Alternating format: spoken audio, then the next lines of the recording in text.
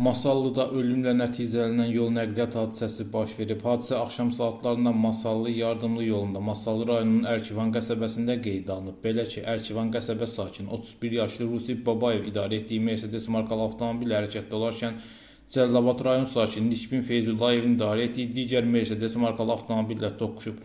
Toqquşmanın təsirindən Rusif Babayevin idarə etdiyi avtomobil yoldan çıxaraq beton elektrik dirəyinə, daha sonra isə ağaca çırpılıb. Zərbənin təsirindən beton elektrik dirəyi bir neçə hissəyə parçalanıb. Qəza nəticəsində sürücü Rusif Babayev hadisə yerində ölüb. Avtomobilin sərnişin qismində olanlar təcili tibbi yardım briqadasının köməyi ilə Masallı rayon mərkəzi xəstəxanasına çatdırılıblar. Həkimlərin səyinə baxmayaraq Araz Məmmədzadənin həyatını xilas etmək mümkün olmayıb. Faktla bağlı araşdırma aparılır.